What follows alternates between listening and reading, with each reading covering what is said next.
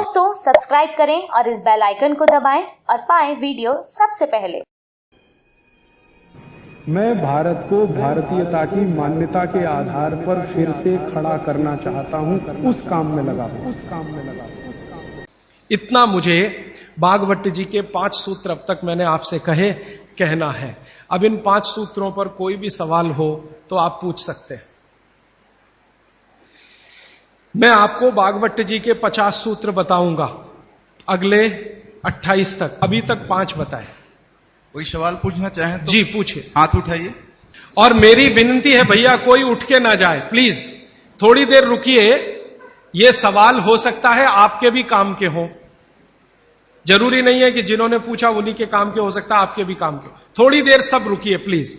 हाँ, आप मेहरबानी करके इन 5 सूत्रों को क्रम से एक बार फिर से बता दें। हाँ, अगर कागज पेन है तो लिख लीजिए, कॉपी है तो लिख लीजिए, डायरी है तो लिख लीजिए। और मैंने आपसे कल भी कहा था, आज फिर कह रहा हूं कि नहीं लिख पाए तो भी चिंता मत करिए। ये सब सूत्रों की पुस्तकें भरपूर मात्रा में आ गई हैं। एक भाई कौन लेके आए, उनका मैं धन्यवाद देना चाहता हूं। ट्रांसपोर्ट में जाके अंजनी कुमार जी हैं, हाँ बहुत धन्यवाद आपका। ये अंजनी भाई, हमने कई पुस्तकें ट्रांसपोर्ट से भेजी थी, वो आ गई हैं, यहां पीछे हैं भरपूर मात्रा में। ये सब सूत्र उनमें विस्तार से है, मैं तो शॉर्ट में बता रहा हूं, आप वो भी ले जा सकते हैं। बाहर आज स्टॉल पर भरपूर पुस्तकें। हाँ, 5 सूत्र फिर से बताता हूं। सबसे पहला सूत्र जो मैंने कल कहा था कि भोजन को बनाते और पकाते समय सूर्य का प्रकाश और पवन का स्पर्श ना मिले तो वो भोजन नहीं करना। अब सूर्य के प्रकाश और पवन के स्पर्श का लंबा विश्लेषण मैंने कर दिया था कि आप प्रेशर कुकर का खाना नहीं खाना, माइक्रोवेव का खाना नहीं खाना, रेफ्रिजरेटर का खाना नहीं खाना। ये दूसरा जो सूत्र था भागवत जी का कि खाना पकने के 48 मिनट के अंदर खाना पकने के 48 मिनट के अंदर खा लेना, बचना नहीं चाहिए। दूसरा सूत्र वो मैंने विस्तार से समझा। तीसरा सूत्र था कि खाना बनाने का जो सामान है, जैसे गेहूं का आटा, चने का आटा, दाल का आटा या तो बाजरी, मक्की वगैरह वगैरह, तो गेहूं 15 दिन क्या माने गेहूं का आटा 15 दिन पुराना तक खा सकते हैं। और ये जो मोटे अनाज कहे जाते हैं, ज्वारी है, बाजरी है, मक्की है, ये 7 दिन पुराने से ज्यादा ना हो। मतलब यह है कि घर में 15 दिन से पुराना आटा नहीं रखना, सीधा सा सूत्र है। हर 15 दिन पे नया आटा आता रहना चाहिए। उतना ही आटा पिसवाइए ना जितना जरूरत है। आप चक्की लाते हैं तो बहुत अच्छा, नहीं लाते तो भी चक्की पर जो आटा पिसवा कर ला रहे हैं वो 15 दिन से ज्यादा पुराना ना, ऐसा आप अपने घर में नियम बनाएं। तो ये तीसरा सूत्र है। चौथा सूत्र है भागवत जी का जो मैंने आपको समझाया कि आप अपने शरीर श्रम को 60 साल की उम्र तक कम मत करिए।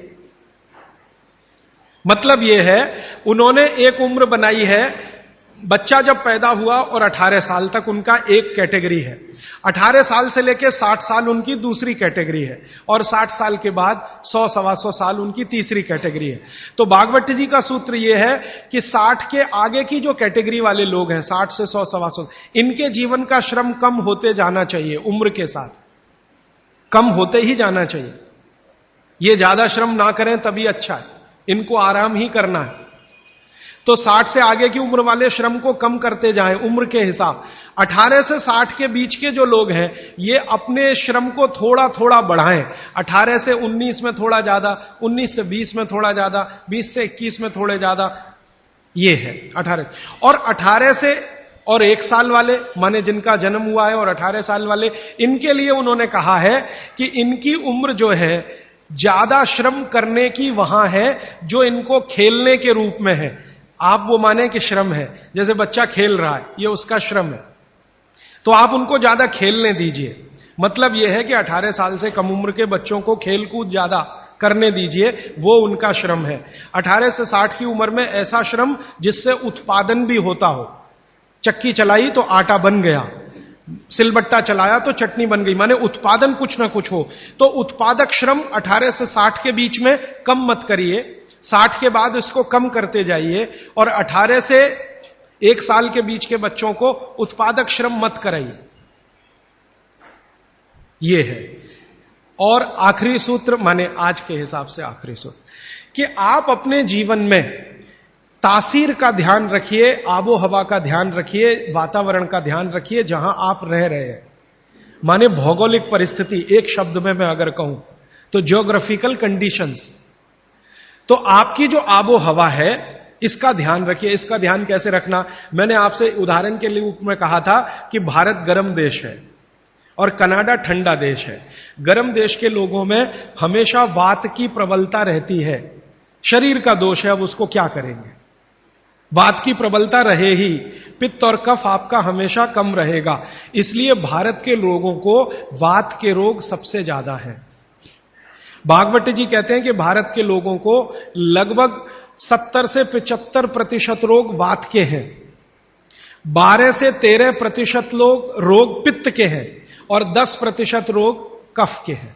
कफ के रोग हमारे यहां सबसे कम है, पित्त के थोड़े ज्यादा, वात के सबसे ज्यादा, क्योंकि हम गर्म जगह रहते हैं। तो आप ध्यान रखिए कि गर्म जगह में ऐसे काम मत करिए जिससे वात बढ़े। जैसे मैं आपको एक उदाहरण दूं, माफ करिएगा ये उदाहरण देते हुए, आप दौड़ लगाते हैं, रनिंग, इसमें वात सबसे ज्यादा बढ़ता है। हमारे यहां आजकल एक फैशन आया, मॉर्निंग में दौड़ो, दौड़ना नहीं है, चलना है।